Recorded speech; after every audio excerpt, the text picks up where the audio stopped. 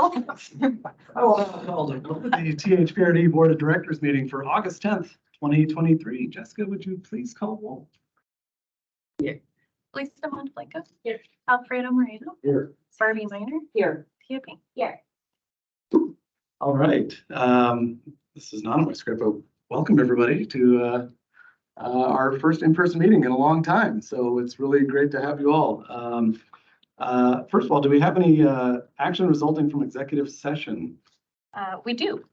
I move that the Board of Directors authorize acquisition of the property in the northwest quadrant of the district for the price discussed in executive session using system development charge funds, subject to standard due diligence review and approval by the general manager or designee.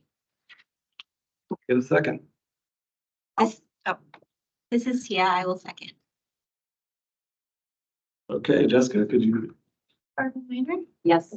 Miles Palacios. Yes. Tia Pink. Yes. Lisa Montflanco. Yes. Alfredo Moreno. Yes. All right, now the fun time. We are swearing in some newly elected board members. First, we would like to invite Marty and Debbie Palacios, who will swear in Miles Palacios, our position for director. Just come, yeah, yep, here. Don't know where I will go.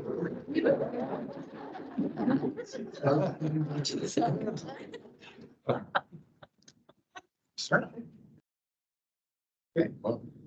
Please raise your right hand and repeat after me. I state your name. I, Miles Palacios, Do solemnly swear and affirm do solemnly swear and affirm that I will support the Constitution of the United States of America that I will support the Constitution of the United States of America and the Constitution of the State of Oregon and the laws thereof. and the Constitution of the State of Oregon and the laws thereof.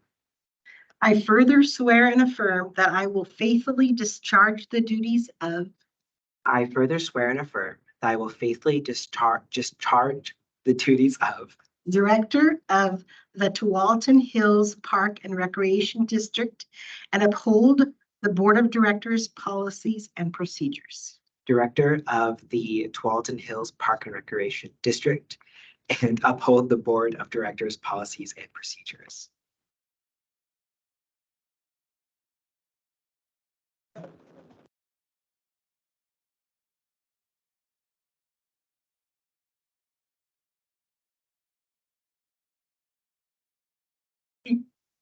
Got it.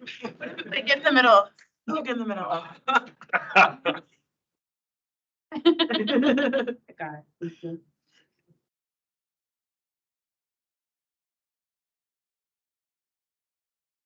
All right, that is Miles, and up next. And I have Beaverton City Councilor Nadia Hassan, who will swear in Tia Pink for position number 5.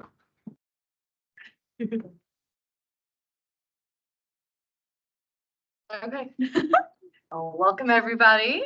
Please raise your right hand and repeat after me. I state your name. I, Tia Ping, Do solemnly swear and affirm do solemnly swear and affirm that I will support the Constitution of the United States of America that I will fully support the Constitution of the United States of America and the Constitution of the State of Oregon and the Constitution of the State of Oregon and the laws thereof. and the laws thereof.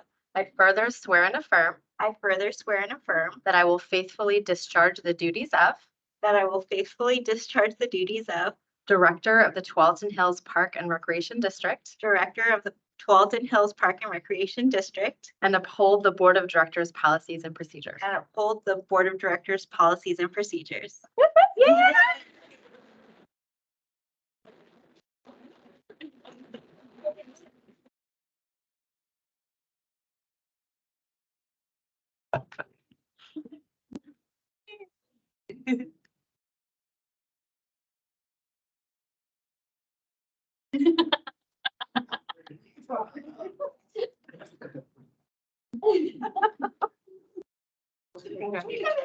Thank you.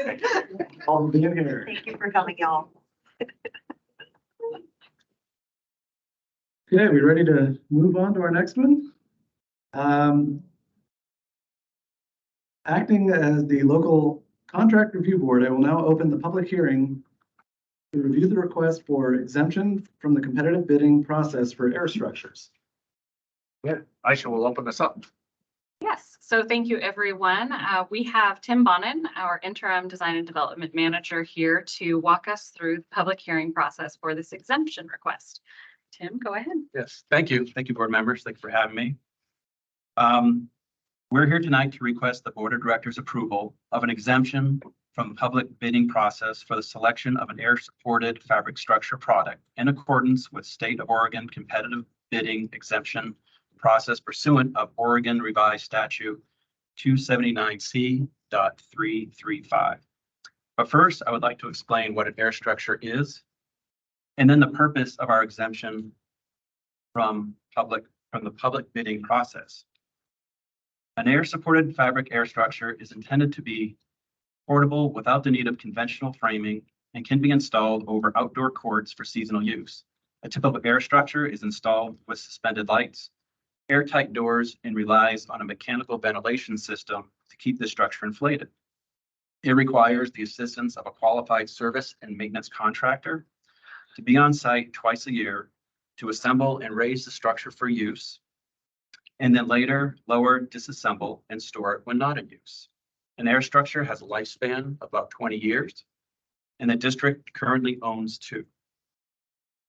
Staff propose an exemption from competitive bidding to pursue a sole source contract with an air structure supplier for future needs and ongoing maintenance. So what does an exemption mean? An exemption from the public bidding process means an exemption from traditional competitive bidding. Competitive bidding is soliciting bids for a public improvement project and awarding the contract based on the lowest cost. This evening, staff are requesting an exemption from competitive bidding to pursue soliciting a request for proposals for an air structure product based not only on cost, but other criteria such as design, quality and durability of materials, yearly service and maintenance, customer service, warranties, and any other criteria deemed important. This exemption from the public bidding process is in accordance with ORS 279C.332B and includes findings to support exemption from competitive bidding A through N as described in the board memo. Therefore, staff are requesting the board of directors approval of an exemption from the public bidding process for the selection of an air-supported fabric structure product in accordance with the State of Oregon competitive bidding exemption process. In addition, staff are requesting the board approve the resulting supplier selected from the request from proposals process to be exclusively included as a supplier in future air structure product construction or replacement contracts at district facilities. Staff will present the resulting supplier from the RFP process at a later date.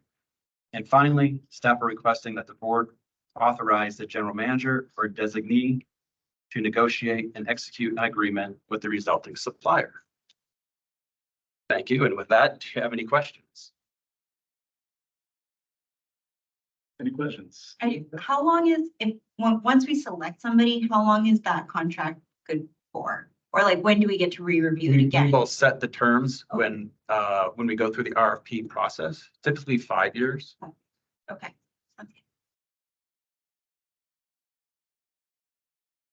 Questions?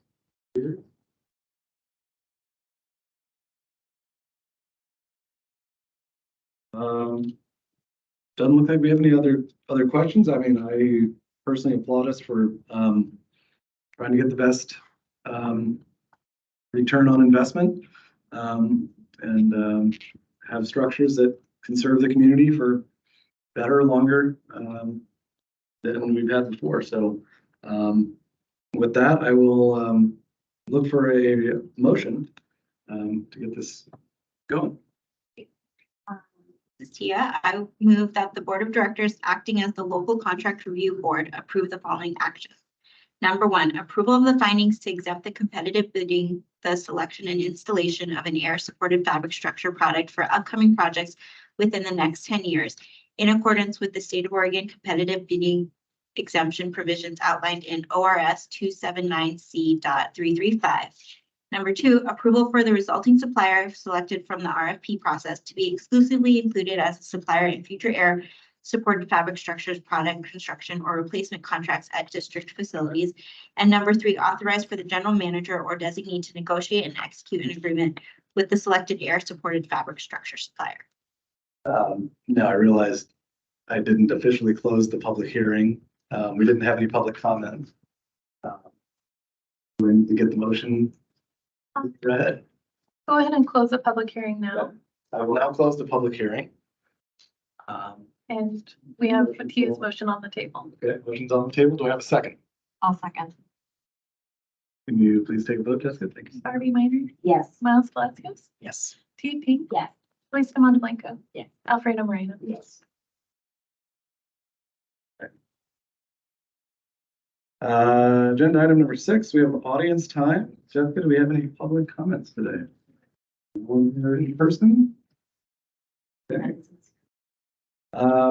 We are going to move along to agenda item number 7. This is board time, and we're going to talk about our committee liaison updates. And we are going to select our new committee liaisons for the upcoming fiscal year and beyond, I guess. Let's see here. I have my right here. Okay. We all submitted our preferences, our availabilities.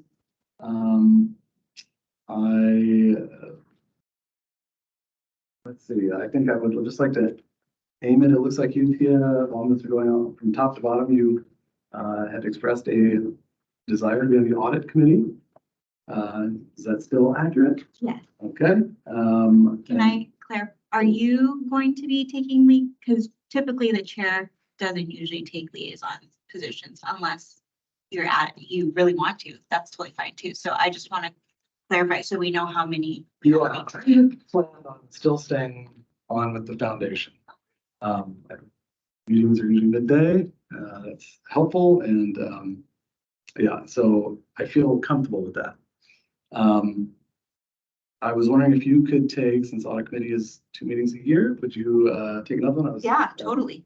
I was looking at maybe programs and events advisory. If that was based on what other people submitted, does that sound like feasible for you? Okay. Yeah. Totally. So Tia's audit and programs and events advisory committee, fiduciary committee. Felicity, you had said you were interested in that. Is that one you could So tackle for yes. us? Anyone want to Yes. argue it, Felicity? Really don't like the like it. Okay. Yeah, no, happy to, and looking forward to learning. Okay, great. Barbie, Nature and Trails Advisory Committee was one of your top choices. So are you content there? Absolutely. Let's get it. And Miles, Parks and Facilities Advisory Committee, you're succeeding a very strong liaison there. But would you do the honor and represent us on that one? Happy to serve. Okay. So I think we have got all this. Do you have, is it anything I just rambled off unclear or? Okay, great. So Excellent. Foundation. Anything else from my fellow board directors during board time? Anything you've been working on your mind? Can I just say about these positions, like Yeah. Miles, you can go to meetings. You know, if you want to learn more about nature and trails, like you can go to that meeting, you know, so you're welcome. And I know you're in like learning phase, which is great. So appreciate that. Thank you. Can I just bring up, wait, so Miles got parks and facilities, Yes. which is that your last pick, number 6? It's the one of the ones who's interested in. I wasn't, I mean, On the list of interest. I was just gonna say, I don't know if like, not to, because I want you to like, maybe have one of your number 1 picks. If Felicia, since she's interested in so many things, if she wanted to switch you so that you can have your number 1, if that's, I don't, but just wanted to throw that out there. Yeah, I appreciate it. I do think that I will do very well in this space, and then I am happy to pop around and visit other committees. To make sure. Yeah. Thank you so much. Yeah. And I think for fiduciary committee, like year 2 would be great for fiduciary committee. Beautiful. Any other comments about this before we move on to anything else? Any other board time? Okay, anybody else have any thoughts, updates?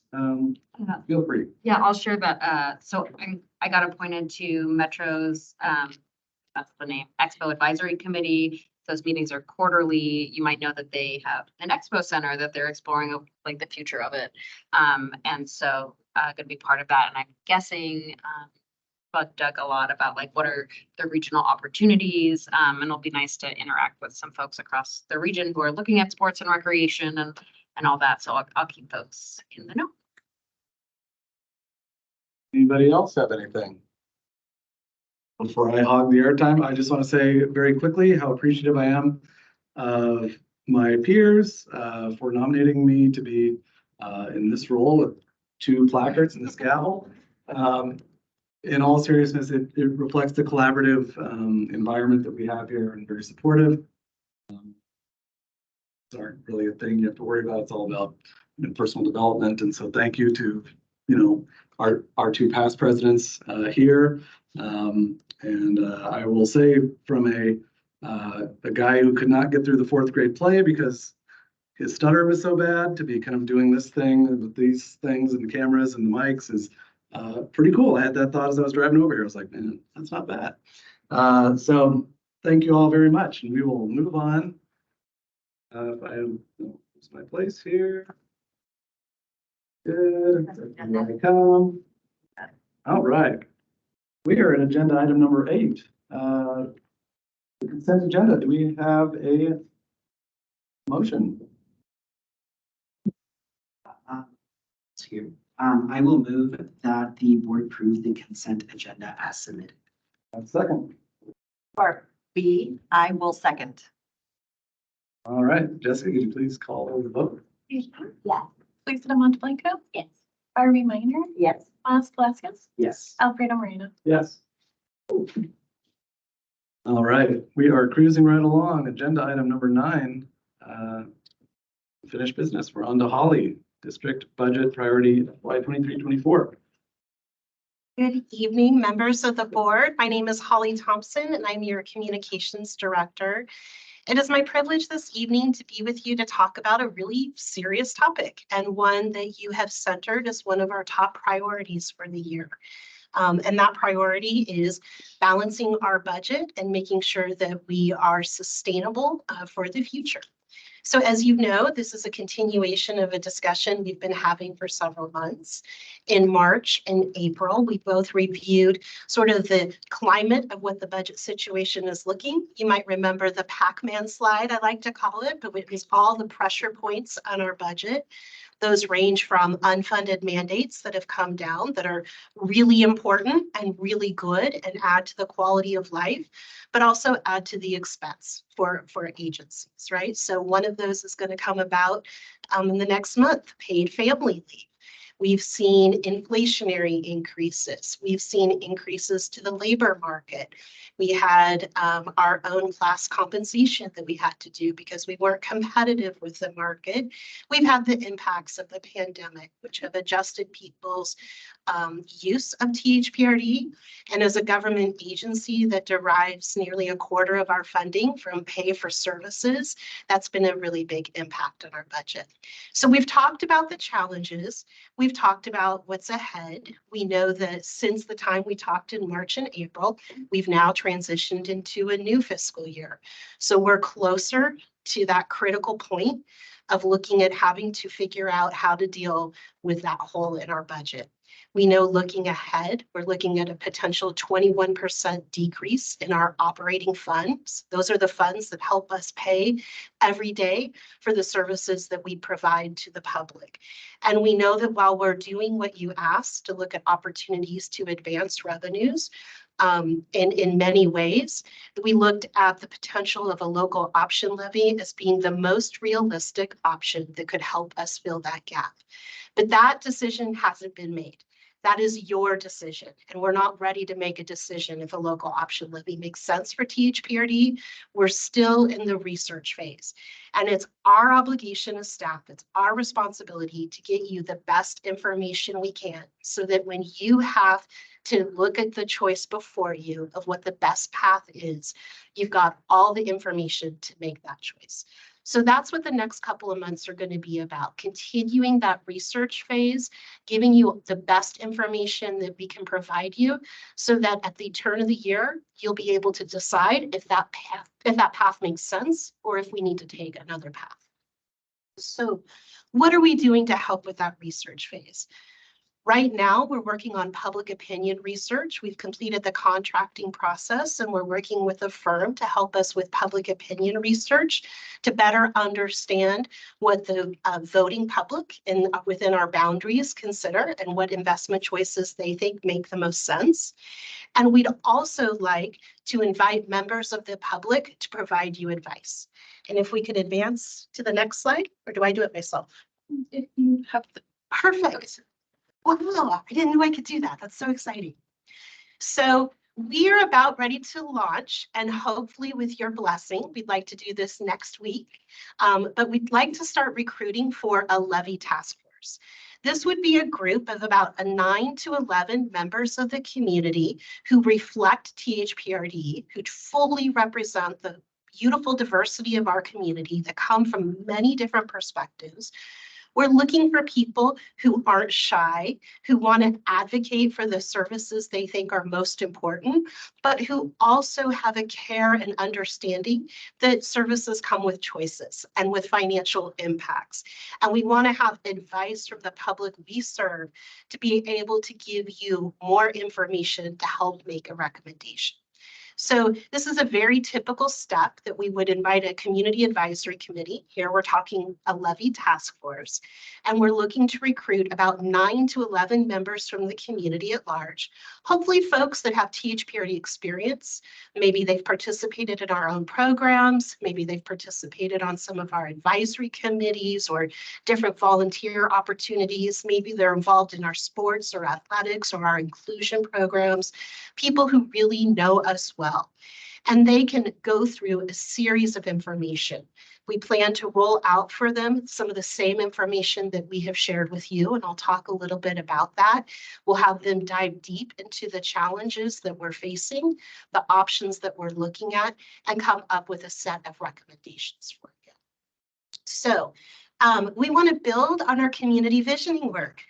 Councillor Hassan was here earlier this evening swearing you in, Tia. She's one of our founding members of our Vision Task Force.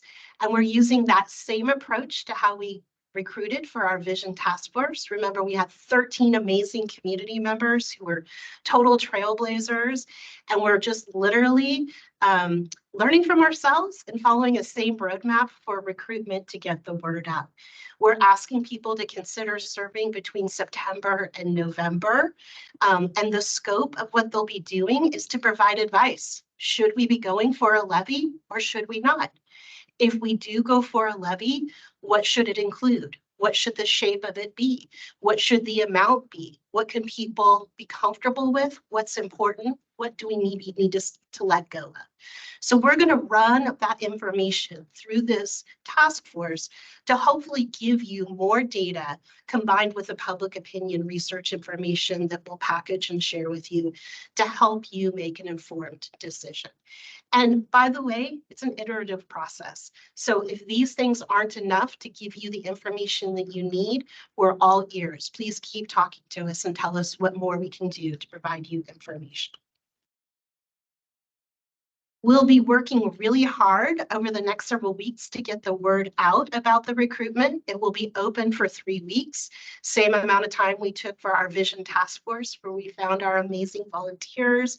We'll use all of our normal tools. We have a wonderful roster of partner agencies that we work with and community-based organizations to get the word out, as well as formal and informal networks. You're an important part of that as well. You can expect to receive an email from me tomorrow. If you choose to want to move forward with this way, we have a whole suite of marketing materials ready to go that we would ask you to please share with your networks as well to help us really recruit some folks who really can help us do some great work at this task force. So you can see it's bolden and it's capped. Please share. And that was aimed at y'all. That's a really important ask. So what does that timeline look like? We're ready to begin recruitment right now. I will admit we sent out the T Hills Blast today that goes to about 50,000 folks. We already popped the levy task force in there as an opportunity because it's 2 days before registration and we wanted to get the word out about registration. And it's our first drop on levy task force. We're going to have those applications open through September 1st. We will work through those applications and come up with a recommendation. And my hope is to be back with you at next month's meeting in September and have you all at that time appoint the task force members. So we're on a fast track to get this back to you next month. We're imagining at least a set of 3 meetings. And the task force would be meeting sometime between late September, probably mostly October, maybe into November. Schedule still to be determined. So what will those meetings look like? As I said, similar to some of the information that you've already had the opportunity to digest and sit with. And if you remember those meetings, I mean, I think the first one, it was like we were all taking in kind of the size and scale of what we were looking at. And then in that second meeting, we were looking at, well, if this hole is real, what do things look like and how will we change? So we'll spend that first meeting really ground truthing the task force members with an overview on the state of the budget, the pressure points that got us to where we're at, because people are going to be like, how did we get here? What's going on? Why is this happening? And then looking at the different options that we've already considered and what options are out there to fill that donut, that hole, and where we go from there. By the time we get to the second meeting, we will have the information collected from the public opinion research that we've done. We'll be able to share that information with our task force members. So their recommendation to you will be fully informed by both their own lived and professional experience and their perspective, but also the public opinion research. We're going to ask them to step outside of their own shoes, but also ground truth themselves and really root themselves in what we heard from the community. Right? And it's really important. You know, we've done a really good job through our community visioning and all of the outreach work that we do to understand. And I think we truly do have a solid understanding of community priorities. We know what the public expects THPRD to provide, but this is an important time to ask the public the question and really listen to maintain service levels at what we've become accustomed to.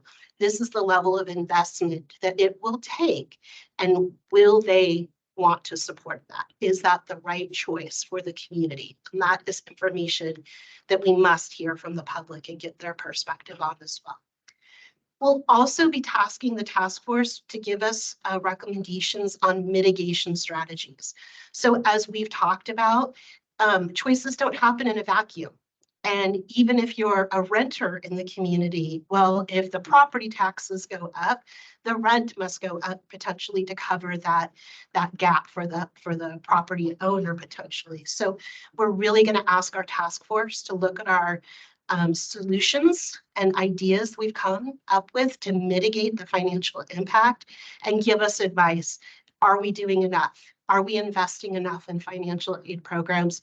And what more can or should we be doing to offset the impacts to the community that needs it the most? So we're going to challenge them to help us with that.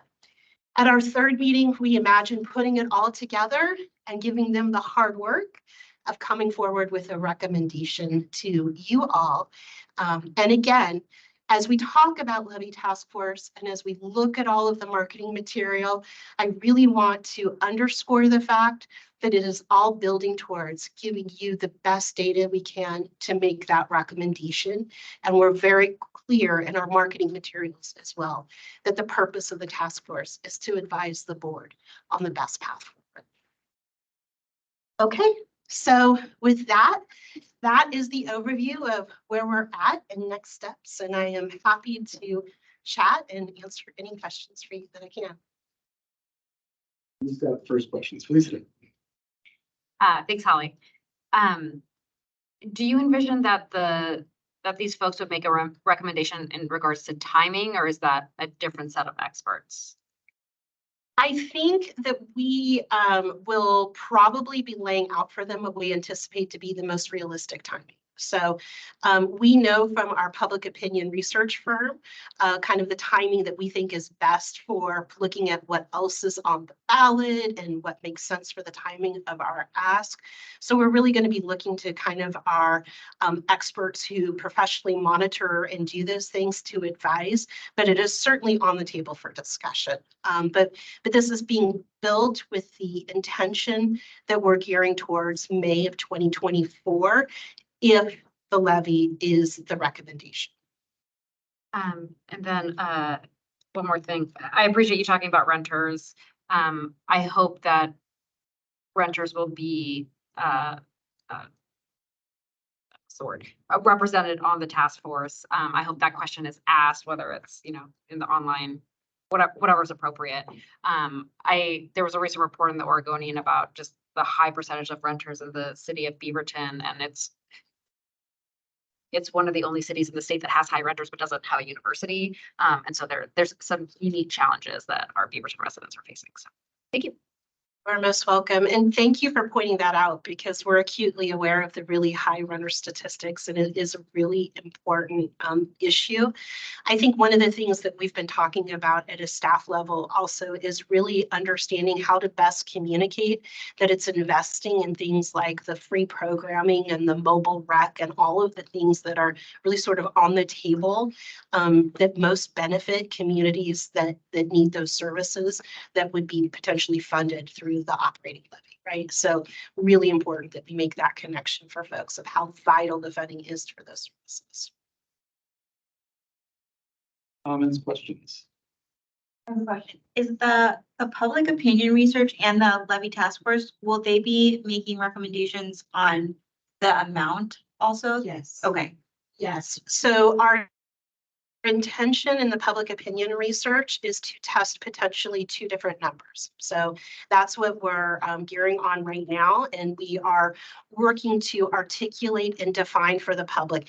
Essentially, when I say we're going to test two numbers, we're really ultimately that means testing three scenarios, right? Because scenario one is do nothing. Scenario two is a lower option. And with a lower option, we will articulate this is the type of services that you would receive. And option two would be a higher option that would do a little bit more of preparing us for the future, right? We've talked about, and part of your overall priority is to really think about that long-term planning and that stabilization. And we've talked before about kind of the disconnect of how bonds pay for property acquisition.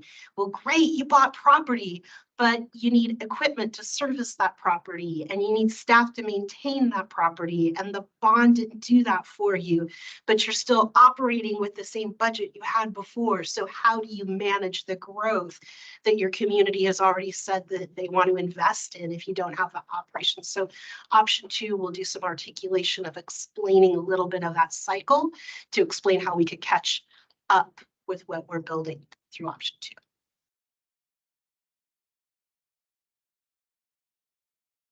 Other comments, Barbie? Do I need to? Could you just walk me through, I guess, the selection process, or maybe sum up to Felicita's point of the qualifying questions or whatnot? And I know that you'll be coming back to the board and have a recommendation for who to join, but will we have purview into, again, the types of, I guess, qualifiers or questions, et cetera, so we have some color commentary there? I guess my concern is just ensuring a wide swath and a lot of diversity in terms of every little bucket that you could think of, right? Because this has implications not only through to Felicita's point of renters versus owners, et cetera, but age and race and where folks are coming from. And there's a lot of, again, we're just so large. So I know you can't just shuffle up and deal and say, but I think if you could at least give us some insight into that selection process. I trust the process. I mean, the Vision Action Plan, y'all did win a national award for that visioning task force and the output of that. So I trust the process. I just want to ensure that that selection process is rigorous. Yes. So thank you for making the comparison with visioning, because that is where I'm going. We are literally building off that similar application, right? And so it was already a really successful tool that we used to find amazing community. And remember, what did we say about our vision task force? When we went to select folks, we did a lot of evaluation. We looked at geography throughout the district. And kind of looking your way, Felicita, because you were a part of that. And one of the things we talked about was getting perspectives from all different places geographically, because we're pretty big. And, parts of the district are kind of really different from each other. We talked about age, we talked about ethnicity, we talked about language ability, and through that process, we had 41 applicants. We ended up with 13 people. We had 7 different language abilities. We had from high school to college to living with kids to Nadia, who brought a baby to the first meeting and we held the baby while we did the meeting, to senior volunteers. So we were able to evaluate the people we selected by thinking about all of those dimensions of diversity, and we will be applying that same perspective to this. The second thing that I would say is that we ask, I don't know that we've asked the renter own, so I'm going to go back and look at that on the application, because I think we might be silent to that. So I will make that edit, but we asked some really great open-ended questions about why you want to serve on the levy task force. Tell us about your lived and personal experience advocating for your communities on certain issues. Tell us about your participation in THPRD programming, events, activities. So we ask a lot of situational questions about their experience with THPRD, their interest specifically in this task force, and their interest in advocacy.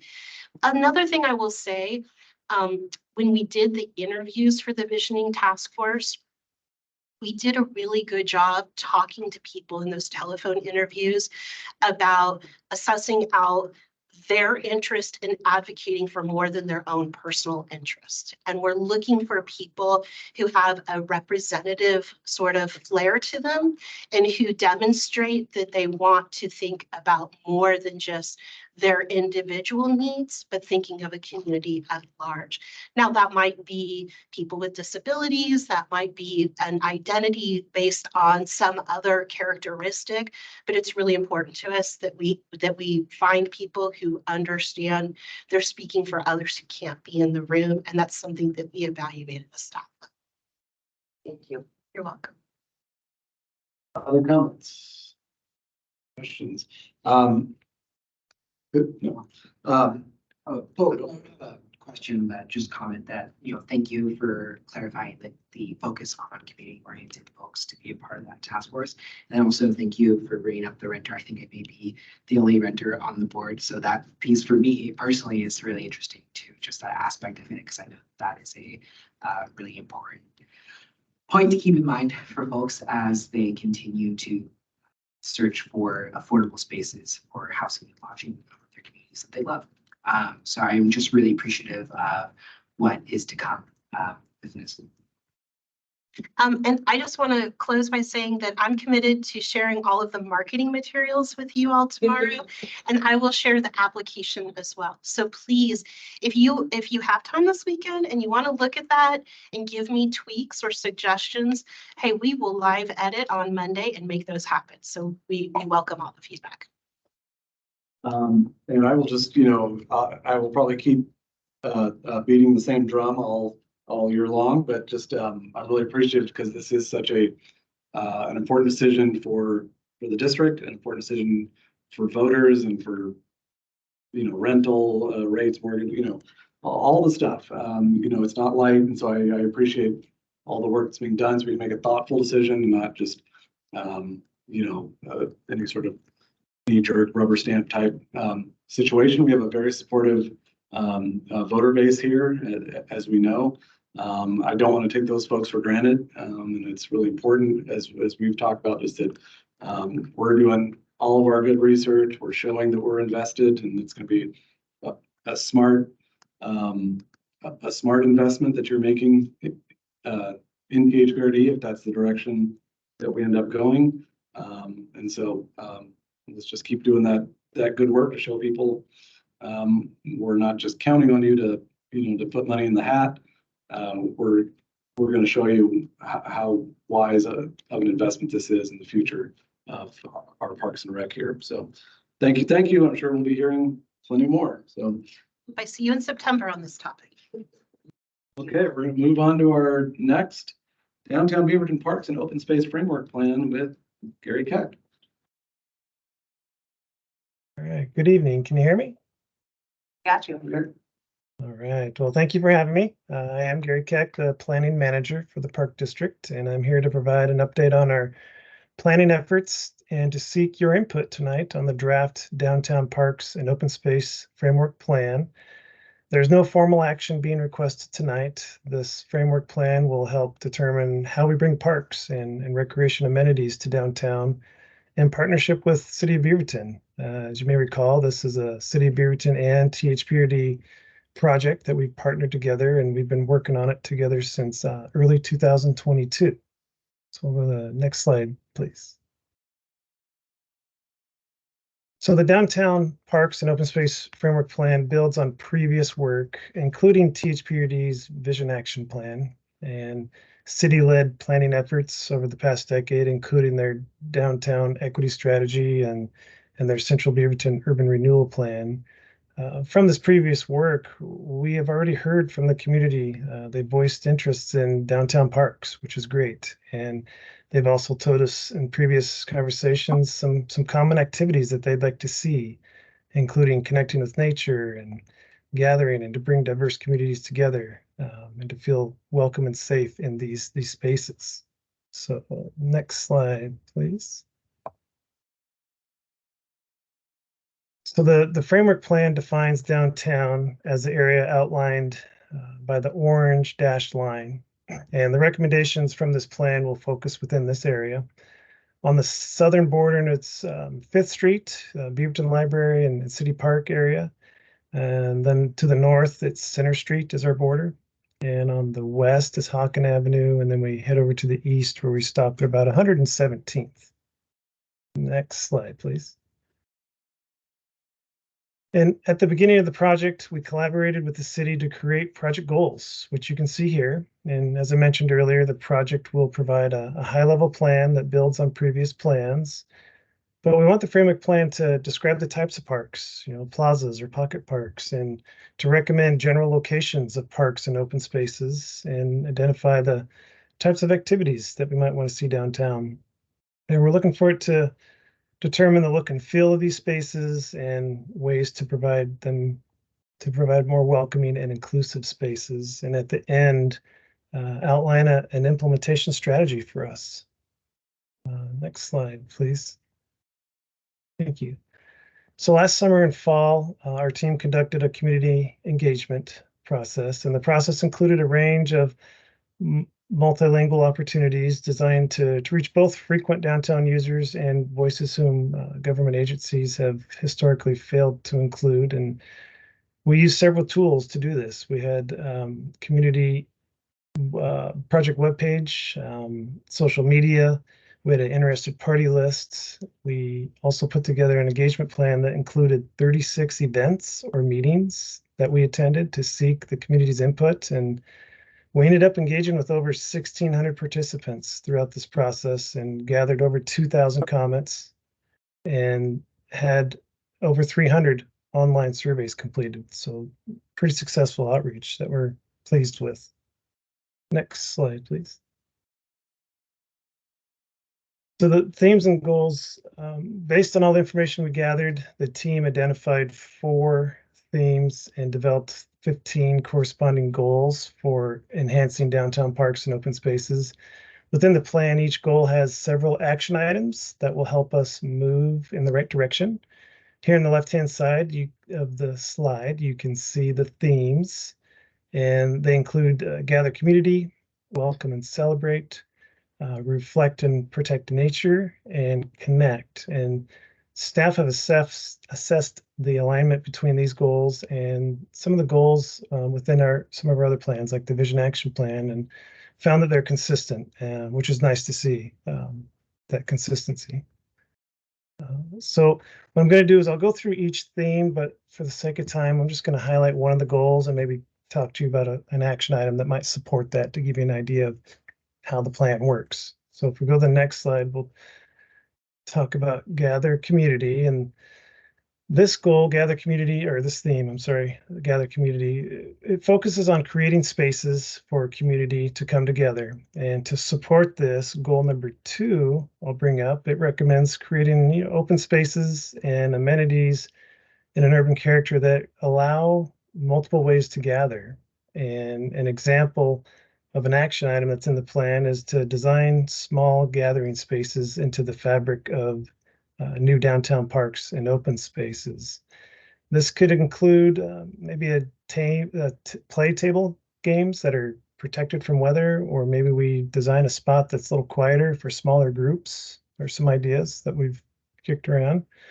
Another action that supports this goal is to create distinct play areas that are distributed equitably across downtown. We heard from our community that they wanted to see more places for the kids and families to enjoy in downtown. So the next theme, if we go to the next slide,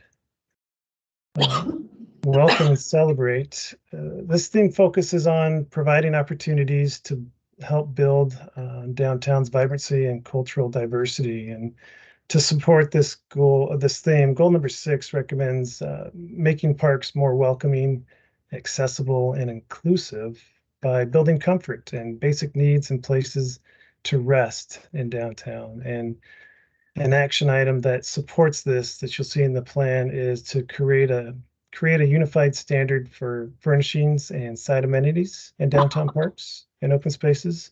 That includes more benches and drinking fountains and restrooms. The next theme, if we can go to the next slide, is reflect and protect nature is what we're referring to here. It's the third theme, and this theme focuses on increasing Beaverton's natural qualities in its downtown parks and open space. Goal 10 there supports this by having us integrate nature into downtown parks and plazas where it can thrive and fit the parks and plazas purposes. And some great action items for this one that we have in the plan are integrating nature play, looking at more nature programming and nature experiences into downtown. We've heard from the community that they expressed how important it is for their children to have opportunities to connect with nature. And then the last theme that I'll go over is the next slide. It's connect. It's the 4th theme, and it focuses on safe access to downtown parks and open spaces for everyone. And goal 14, you can see it says improve and enhance neighborhood access into and around downtown parks and open spaces. An action item here in the plan that you'll see is creating small pause places on routes to parks and between downtown destinations. And some ideas are that we could place benches and trees that offer moments of rest for people on busy streets. We could also provide visual access to the creeks in downtown, or maybe some art possibly as you're moving to the next public space. And the spaces, these spaces will help support our outdoor comfort, enhance recreation opportunities, and provide some connection to nature in some instances. Next slide, please. So the last item I wanted to bring to your attention from the framework plan to help you familiarize yourself with it is the implementation strategy. This slide shows a portion of that matrix within the plan. The strategy will help the district and the city determine ownership of each action item and provide information on how to move forward with each item. So if you see in the matrix where we have columns that show the group or groups responsible for implementation. We also got a column for other key partners who can aid in a particular action. It provides a realistic time frame as well as potential funding sources. It notes any major plan or code considerations that we might need to look at to implement that action or goal. And at the end, it gives some general actions required to move forward. And the thought of the matrix is that it will also help us track our progress towards the framework plan to finish it. Next slide, please. So here's our timeline remaining. We're really close to the end. It's great. We can see the finish line, we hope. And we've presented this same plan to the city council in mid-July and got some really great comments and feedback and support from them. It was really nice to hear. Bureau, we had it on the agenda, but it ended up getting pushed. There was another agenda item that took a little longer than expected, so they pushed this plan. And then we're all here with you tonight to provide the plan. And then we anticipate returning to you all in September for final approval. I did find out this morning that City Council got on the agenda for October 3rd for their final approval of the plan. And Bureau, they're trying to figure that out, but it'll be September-ish as well. And the next slide, that concludes my presentation. And as mentioned earlier, there's no formal action being requested tonight, but we're seeking any inputs you may have, and I'd be happy to answer any questions. So thank you for your time. Thank you, Gary. Do you have any initial questions, comments? Comments. Thank you, Gary. This is great. There's little hearts all over the document in my handwriting. I want to especially thank you for page 60 with the maps. I love that. It really helped me think about downtown Beaverton and how and where we invest. And I'm excited about in a few months, we'll have heat mapping data about those neighborhoods as well and being able to look at that. I love that there was the funding matrix because it's easy, or you look at all these great ideas, but then you're like, oh, how are we going to pay for it? So I really appreciated all that. And I'm excited about that some of these opportunities align with Metro funding. And I'm hopeful and optimistic about that. So thanks for all your work on this. It's beautiful. And I look forward to implementing it. Thank you, Gary. Thank you. Other comments? One question.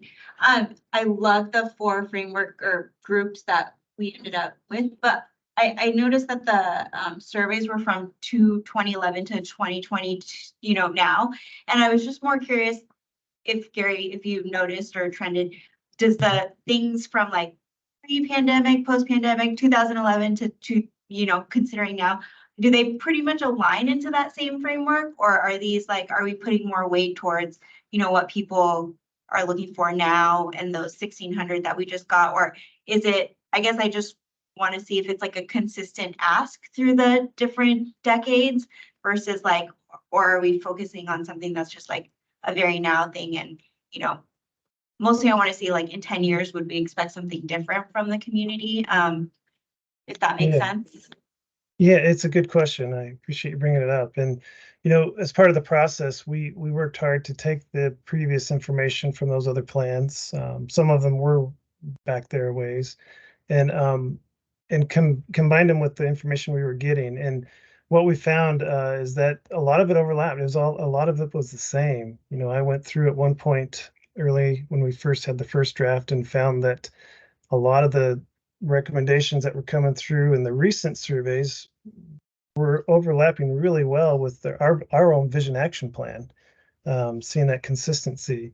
And then taking a look at some of the previous plans like parks functional plans and whatnot, a lot of that, again, a lot of good overlap. So I wouldn't say that it changed a lot right now. In 10 years, I don't know. But right now we feel pretty comfortable as a team that we're seeing a good theme throughout all the different documents that we used and reviewed from what we're hearing from the public. Great. I'm so sorry. I just can't help myself. Gary, I'm going to jump in for a second Yes, and just please do.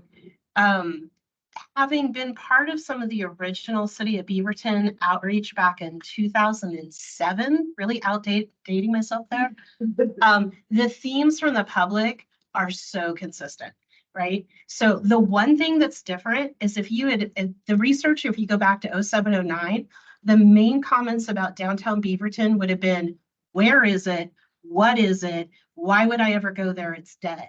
So all of the investment and the tax increment, THPRD, and the other districts gave up to support the formation of urban renewal, and that downtown work has really paid off in terms of the vibrancy of downtown.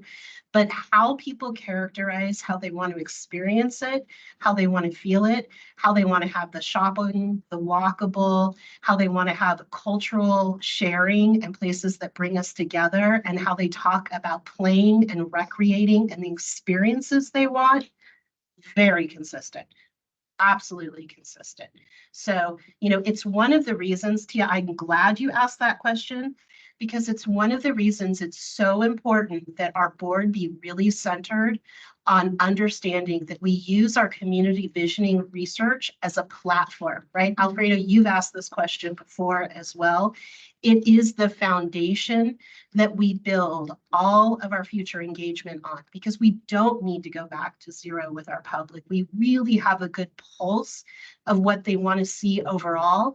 It's really more of a question of refinement. We understand the big picture of how people want to recreate.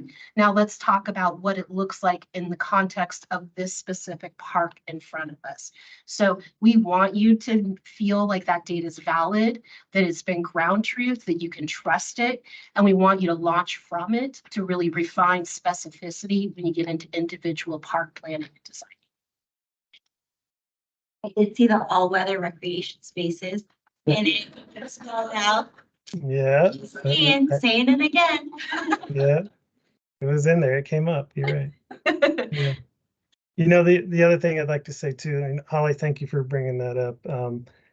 The partnership with the city, it's grown too, I'd say, at least on the planning department level. We've got a lot of meetings. We were meeting with them twice a week for a long time on this project, and have really built a good relationship. And it's something that was noticed at the city council meeting, and so just wanted to pass that on to you, that we've really strengthened those relationships and working together on this. It's great. Good to hear. Any other comments from Miles, Barbie? Yeah, I've got a quick question. Thank you so much. My question's around the online survey. I love that you talked about how around 42% of downtown residents identify as Hispanic and Latinx, and about 13% of Beaverton residents speak Spanish, and that informed making the survey available in both English and in Spanish. I was just kind of interested in, of the 317 individual responses, how, I guess in terms of level of engagement, are Spanish speakers submitting their surveys in Spanish? How many folks who are Spanish speakers actually engaged in the survey? That's a good question. I don't have that information in front of me, but I could get that from the surveys. Thank you so much, Gary. Yeah. Other comments? Yeah, obviously this is a kind of a watershed moment for downtown Beaverton, and we're all pretty aware of where things have been trending.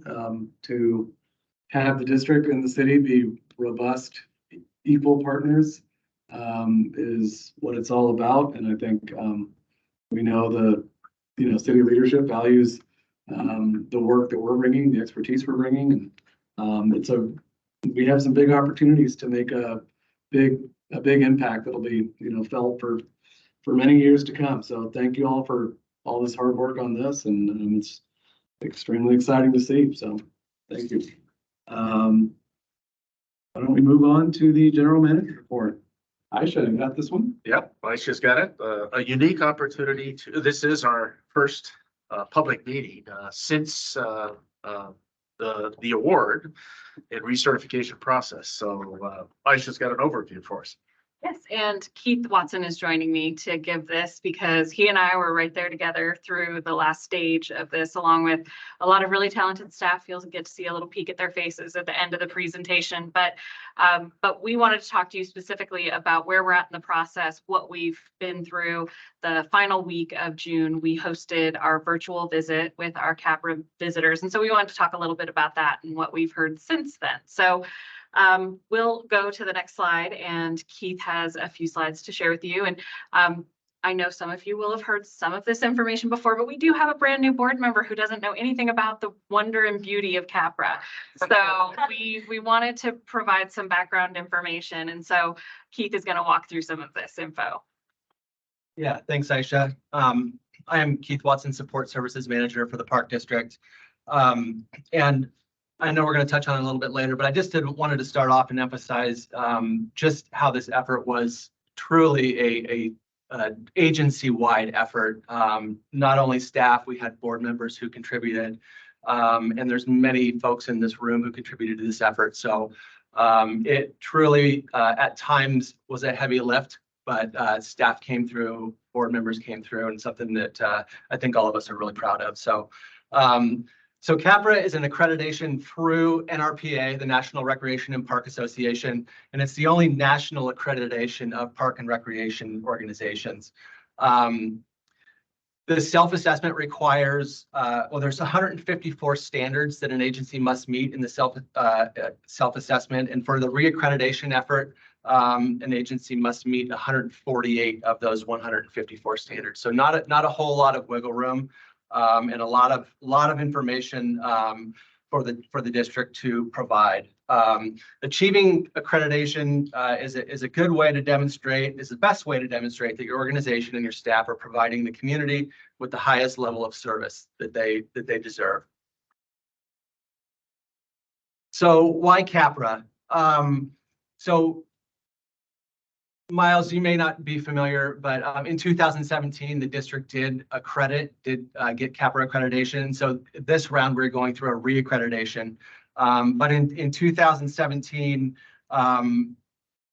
we felt like we were a great agency, but we wanted to kind of compare ourselves against what other great agencies across the nation were doing. So that was one of the things we wanted to benchmark how we were doing in general across the nation with other agencies. At that time, we also had a lot of staff members who were preparing to retire, who had already retired, that were leaving the agency with a lot of institutional knowledge. We wanted to capture that institutional knowledge, and we felt like CAPRA was a great way to do that because it does require a lot of formalization of processes and policies and procedures. And so when we went through the original accreditation, we were able to do that. We were able to capture a lot of that institutional knowledge that we knew was going to be leaving. During the reaccreditation process, we had just gone through the pandemic. In fact, we got an extension because of the pandemic, and we lost a lot of staff with that during the pandemic as well. So the reaccreditation process at times almost felt like we were kind of starting over because we had lost so much. We were a completely different agency, but we were able to update many of our plans, many of our policies, many of our procedures to reflect how the district was currently operating and how we wanted to move into the future.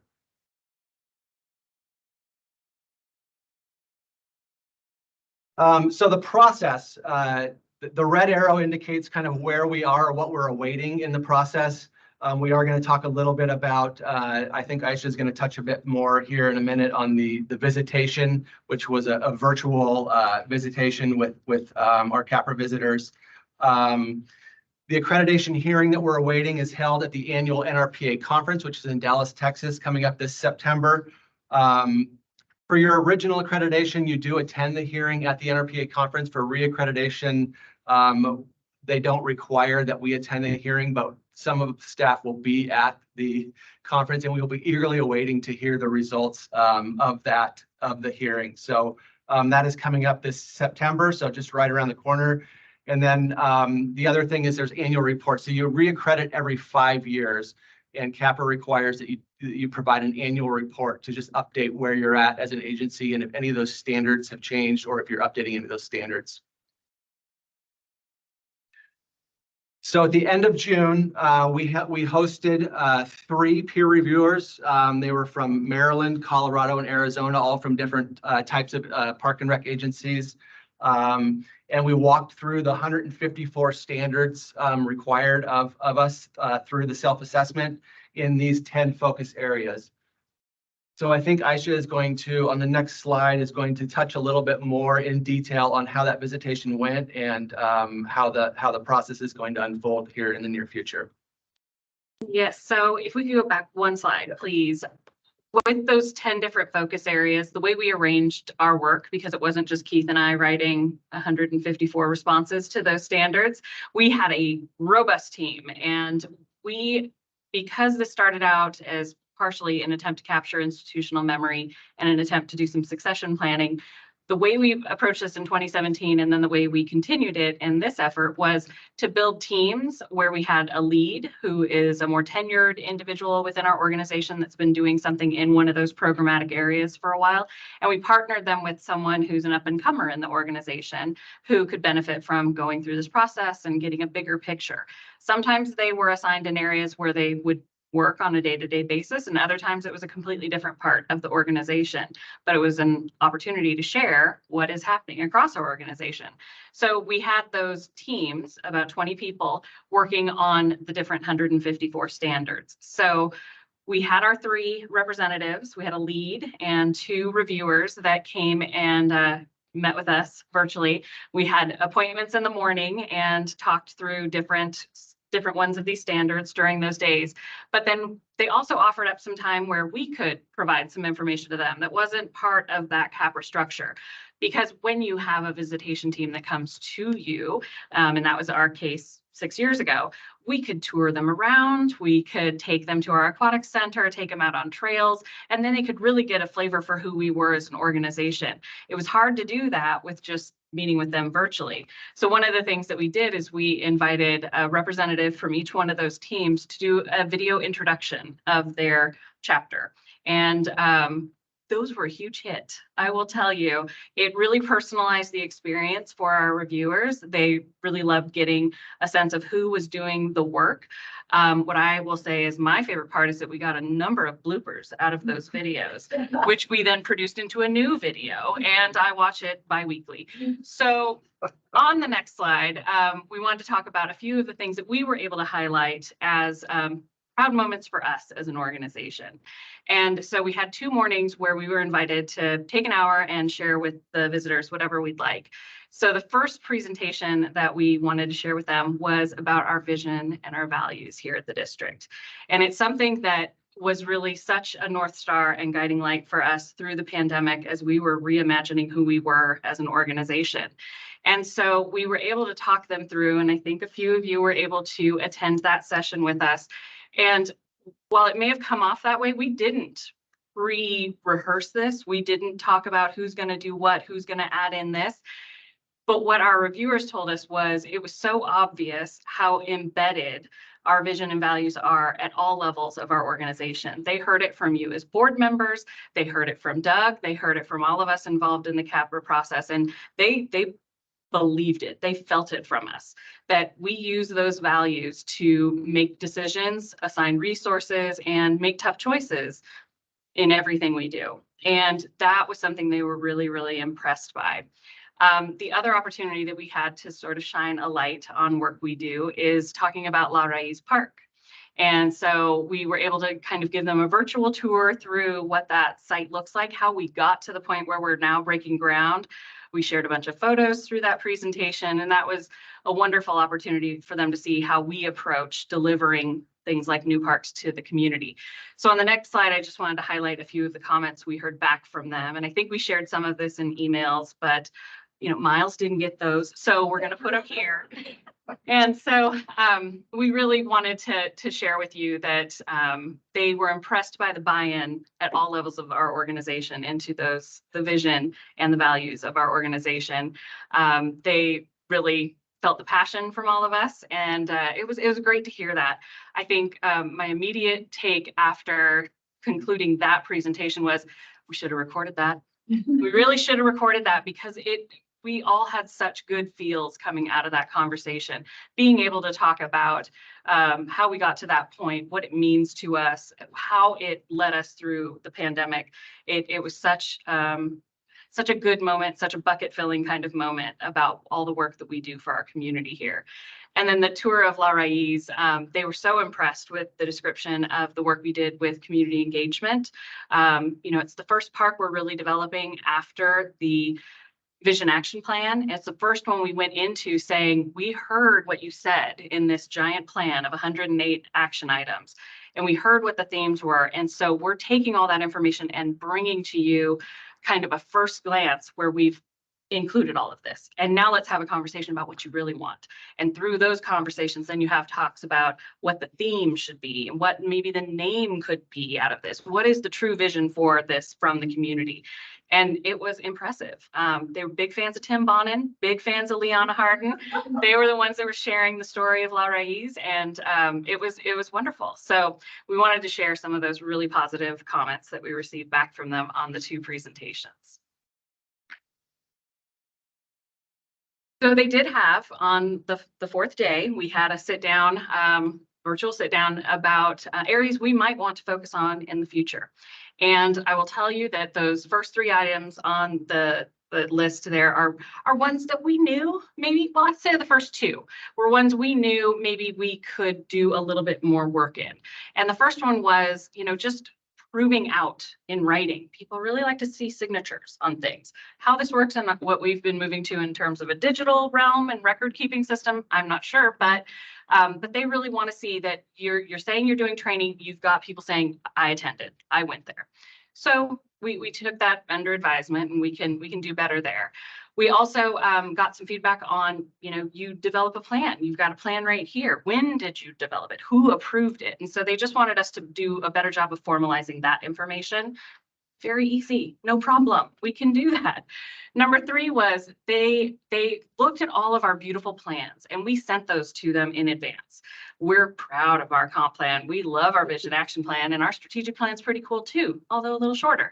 And we wanted them to see those. We wanted them to hold them in their hands. It's not the same to scroll through it when you're looking at it on a screen. We wanted them to have it. So we sent that to them ahead of time, and they loved it. And what they really wanted to see was, okay, so you have this giant big picture. What does the district look like in 20 years? How does that get down to the point where it's a goal for me, like my work plan goal? So one of their suggestions was to do sort of a crosswalk of how you go from the big idea to what I'm working on, what Doug's working on, what Keith is working on, to deliver on that, just to show that. And we thought that was a fantastic idea, because everyone in our organization knows they do park and rec, but you all want to feel like you're delivering on the big stuff. So what are you doing to contribute to that? So we're thinking about how we illustrate that, and we can share that out. And it's a great orientation piece for our staff. And then finally, they wanted more of us to become CAPRA reviewers, mainly because more agencies are going after CAPRA, and they don't quite have enough people to do these reviews. I'm currently the only trained reviewer, and I've only done it one time. And so they really encouraged us to do that. And I absolutely agree with that, because when you're a reviewer, when you're like them going through all these things, you're getting a peek behind the curtain of an organization that it's enlightening. It's amazing. You're stealing things like crazy. Can I have that document? Can I have that document? And it's really helpful for that. But what we came away from was them saying, we want to steal all your stuff. Because on the next slide, what we also heard on that Thursday morning was that we got from them a recommendation, still has to be decided at the hearing, but we were given a total perfect score. 154 standards were met based on their review. So that was cool.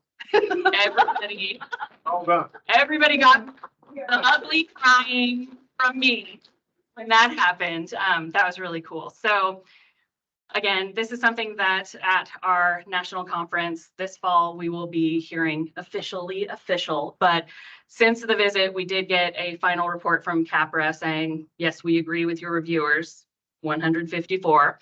And so we'll be moving into our maintenance phase here and setting up a team that's going to be doing those annual reports. We will look at getting more people trained as visitors so that we can send some more folks out into the world and see other cool things that are happening. And then we will we will build in some more time to do that next big lift when we go for reaccreditation in 2028. So that is the outcome of this process thus far. On the next slide, you'll just get to see again some of the faces of the folks that were working on all of this effort. And so, yeah, we had a strong team, and it was such a pleasure to work with all of them. I am very proud of this organization for going through this effort a second time. And I had the opportunity to speak with the Kiwanis group of Cedar Hills today at lunch, and I got to talk to them about being in the top 2% of park and recreation agencies across the country. And that's a beautiful place to stand and say, we want to continue to serve you in this wonderful way. So we wanted to bring you up to date on that, and then to ultimately thank you for your support as we moved through this process. So thank you very much. Thank you, Aisha. Comments, questions? I'll jump. Please, Barbie. Yeah, please. I'll jump in. I love celebrating wins. So first, it was so nice to not have to like hit a little heart emoji to show my excitement. That I actually can see faces and say thank you for this tremendous work. I can't help but think, wow, what a perfect timing for a perfect score as we are discussing going out into the community and talking to them about this potential levy that's coming up.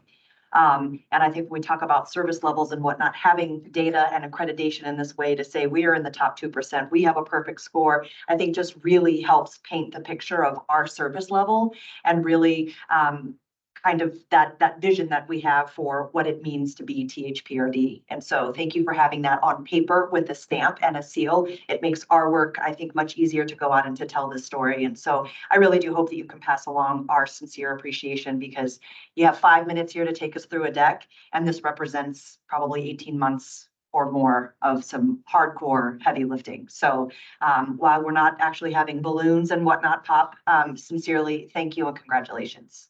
Thank you. Thank you. We'll file that away for November. Yeah,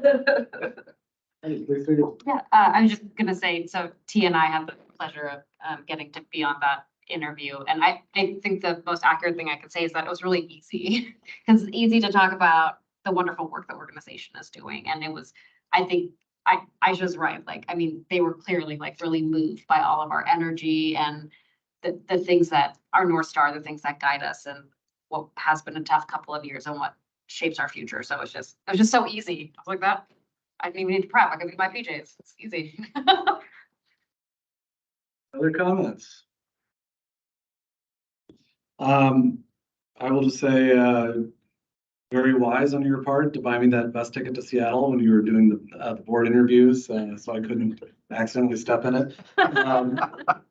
No, in all seriousness, 5 CAPRA accredited agencies in the entire state.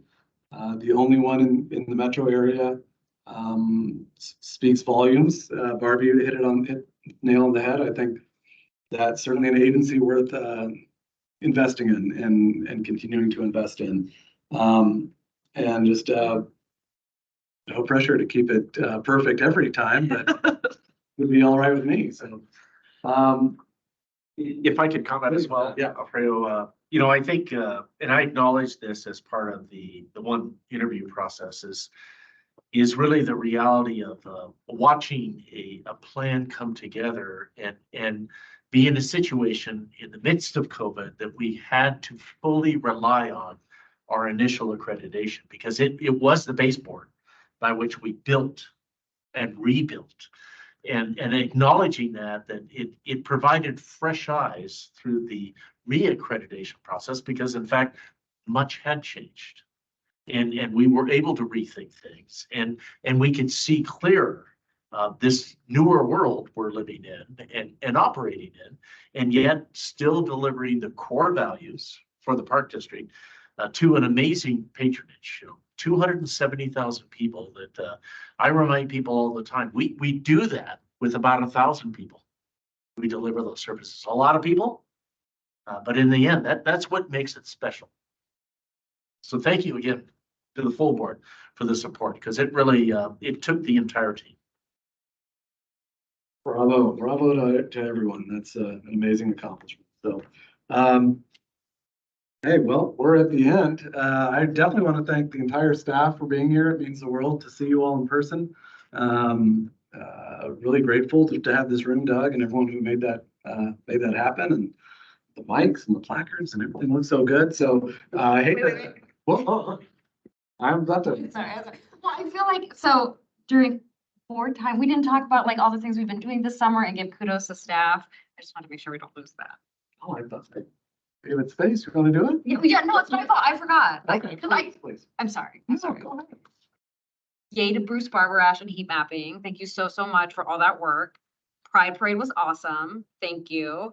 I was an attendee at the Peruvian Cultural Festival, which I had a lovely time as an attendee. So thanks for all that work.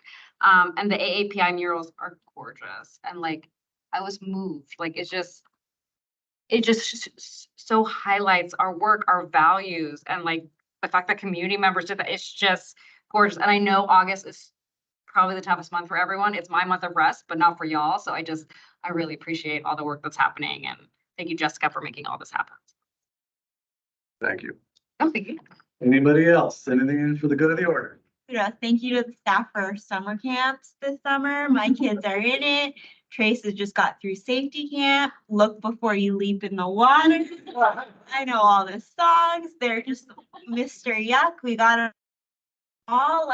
So thank you for taking our kids this summer, giving parents room to breathe, providing all those opportunities for learning. I'm excited to hear how the summer ended with all of that and enrollment and stuff like that, but it's such a crucial part for families in the area. And so thank you to all staff and volunteers who do all of those things. And this weekend is new enrollment. So everybody put their combat boxing things on and be on there. 7:59 refresh. People in the public, you can re-enter all your classes in. That's like the thing. And then just refresh it and your classes will be there. So you can just click and log in. So